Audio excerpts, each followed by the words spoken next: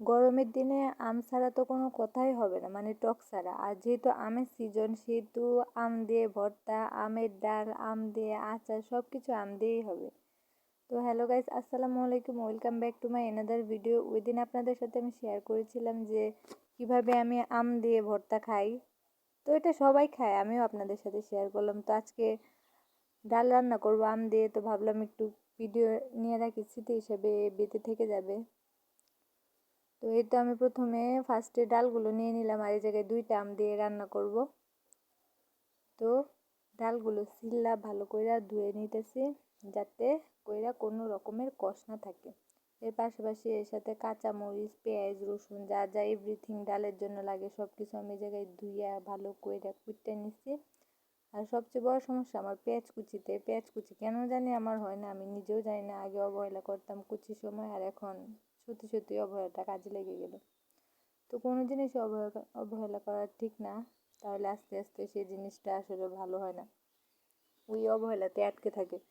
তো এদিকে আমি অল্প একটু আমও খাইছিলাম, দেখলাম ভালোই লাগলো। এদিকে ডালটা বসাই দিয়েছিলাম, ডালটা প্রায় হয়ে গেছে, বলো করতেছে। তো ওই ঘুটনা দেওয়ার পর তারপর আর কি এদিক দিয়ে আমগুলো দিব। তো এদিক দিয়ে আমি ভাত বসাই দিয়েছিলাম, এদিক দিয়ে আলু বসাই দিয়েছিলাম, যেহেতু আব্বু অসুস্থ, শুধু আলু ভর্তা খেতে চায়। তো ভাত, ডাল, আলু ভর্তা সব একসাথে রান্না করে ফেলবো।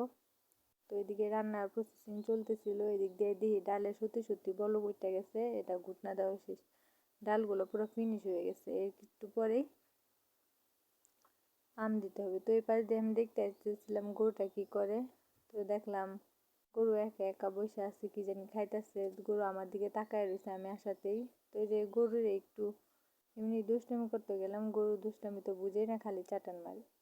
তো এদিক দিয়ে আমের চোখলাগুলো ছিল, তো ভাবলাম আমের চোখলাগুলো আমি গরুরে দিয়ে আসি। গরু এগুলো খুবই ফেভারিট, যেহেতু বাছুর গরু মাসাল্লা দিলে এখন বড় হয়ে গেছে, তাও এগুলো গরুর অনেক পছন্দ। তো আমার দিতে আমার হাত থেকে ঠুস ঠুস করে কামড় দিয়েছে, কোন সময় জানি আমার হাতে কামড় দিয়ে যায়। এরপর আমি একটু বাইরে গেলাম, দেখলাম আজকে বাইরের ওয়েদারটা মাসাল্লা দিল অনেক সুন্দর। এদিকে মুরগিটাও আমার দিকে তাকায় রইল, তো সমস্যা নাই। তো ভাবতেছিলাম ডাল মনে হয় হয়ে গেছে, তো আমি তাড়াতাড়ি করে ডালের কাছে গেলাম, গিয়ে দেখলাম অবশ্যই ডালটা পুরা পানি শুকায় গেছে। তো এখন তাড়াতাড়ি করে আম দিয়ে দিলাম, যেহেতু ডাল শুকায় গেছে অনেকটা।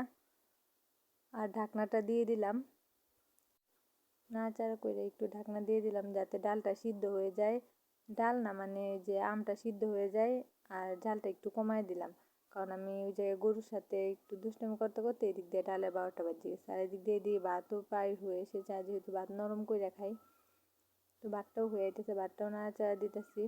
আর আমার পেজটি যারা নতুন আছেন তো সবাই ফলো করে দিবেন, আর ইউটিউব থেকে দেখলে সাবস্ক্রাইব করে দিবেন।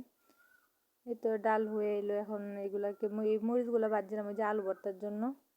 আর যে ডাল আম সিদ্ধ হয়ে গেছে, আমগুলো ভালো করে মনে হয় কষটা ছাড়ানো হয় না, তার জন্য কালো হয়ে গেছে। আর সবটি নাই, শুধু একটা মানে ছোলা ছিল, খেয়াল করে নেই, মনে নাই ভিডিওটা যেহেতু পরে এডিট করতেছি। এদিক দিয়ে আমি কথা কইতে কইতে ওই দিক দিয়ে ডালের বাগার দিয়ে যে পেঁয়াজ মরিচ ওগুলো পুড়ে গেছে। থাক, সমস্যা নাই, ওইটাই আমি ভালো করে পোড়াগুলো রেখে দিচ্ছি। আর সবাই ভালো থাকবেন, আল্লাহ হাফেজ।